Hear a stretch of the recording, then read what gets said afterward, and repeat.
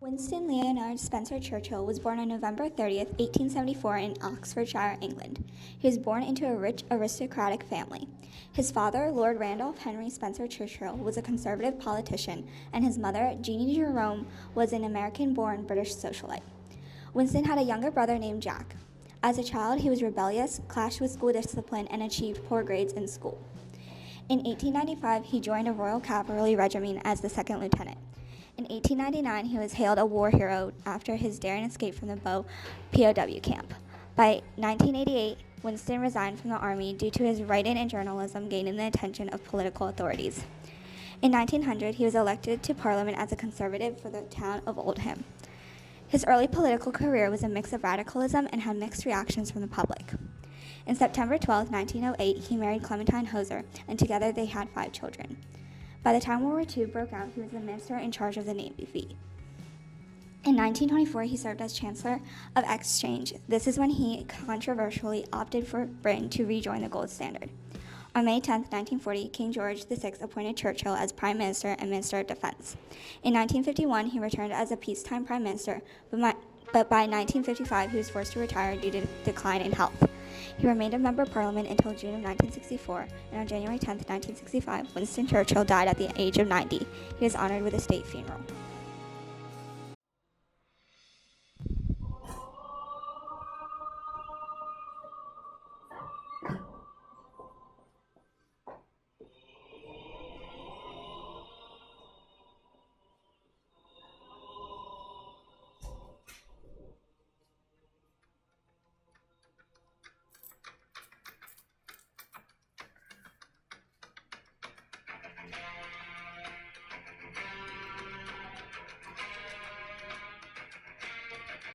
So, Winston, please tell us about your leadership style.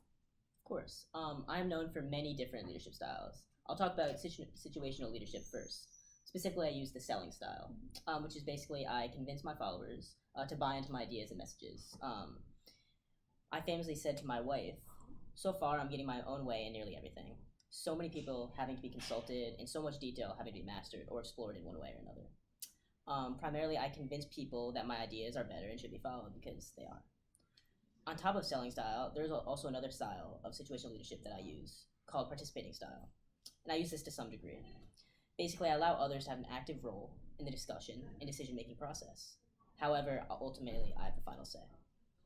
Now, obviously, I use situational leadership. However, I also use transformational leadership as well. Basically, I try to create valuable and positive change for my followers by connecting these followers to the sense of my values. And I create a significant change in the life of people and government throughout my time in office. And I think I made a big change when it comes to that. Winston, what's good? How you doing? It's nice to meet you. Right. Yeah, I don't know what I expected. Okay, hi, my name is Marvin Smith. It's a pleasure to meet you. So, as you know, we kind of brought you back in a interesting way. I just want to ask you a few questions. You already talked about your leadership style. My question is, what ties more into your decision-making theory, or what helped fuel some of those decisions? Of course. Through a lot of self-reflection and through my death, I've come to understand that I have an implicit bias stemming from aristocratic and a military background. This caused a lot of tension, especially when viewing labor union strikes, right? However, I also view Britain's population as a superior race, especially when dealing with others. I mean, that's just how we are. But contextual pressures of the world war climate also influenced my decision-making intensely. Obviously, I was dealing with a lot of stress and had to make decisions very quickly, and ultimately, I think I did the best for my country. All right, awesome, thank you. Yo, Yo, dude, Colin! actually, I need to speak to Winston, man. All right. How you doing? I'm doing well, Winston Churchill. I'm Colin Kirby. It's nice to meet you. You know, I heard about your style a little bit earlier, but I want to discuss your leadership style. Maybe you have a few speeches in mind that you can reflect upon now that you've passed that really maybe show your leadership style. Absolutely. I'm sure you're familiar with one of the most famous speeches, The Finest Hour. Of course. I believe that was around 1940. And basically, it was a justification for the low level of support in France since Dunkirk, as you know. And basically, it just reassured confidence in victory, and it was very much necessary for us to keep going in that time. Understood. Any other famous speeches? Yes, actually, another important speech that I gave was the few, which I don't know if you're familiar with, but basically I was trying to, and I did, rally people to acknowledge the debt to the Royal Air Force, which was not getting enough credit at the time, and I believe that it needed it. Understood. So now there is speak of your hatred for communism. Mm. So would you say that you agree with an enemy of my enemy is my ally when speaking about Soviet Russia? Well, when it comes to Soviet Russia, I mean, that's obviously a complicated topic, especially in the 1940s. However, the main thing you need to know is just my absolute distaste of communism and how it needs to be eradicated from the earth. Okay.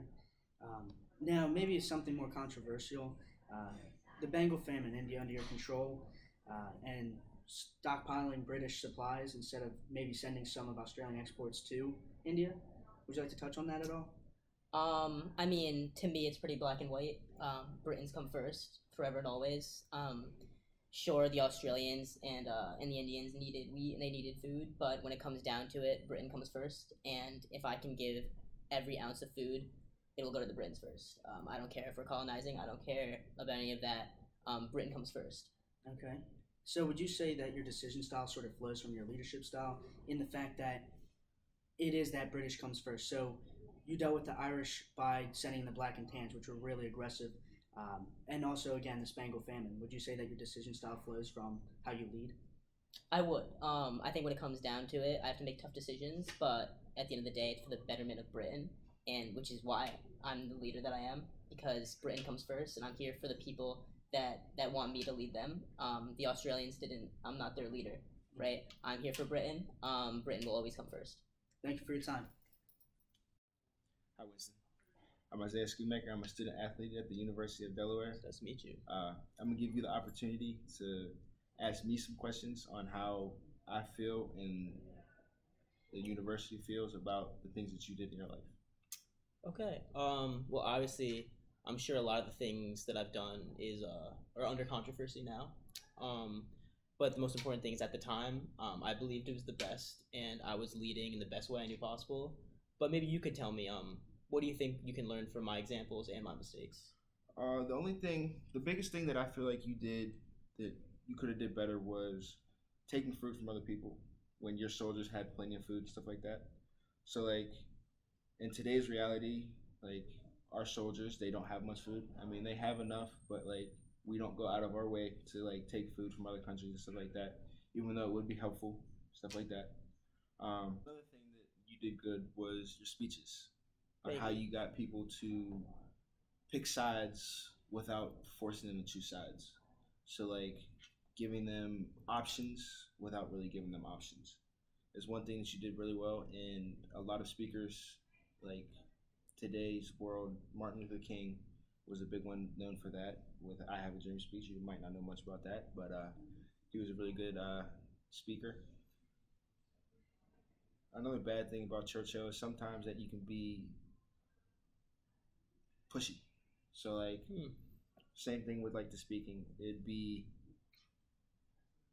instead of giving people like the choice of doing what they want to, like you kind of force them into it instead of letting them like ease their way into it, like have their decision on right and wrong. But at the end of the day, you did a lot of good things, although you had your mistakes, but it's not things that people don't have in their lives.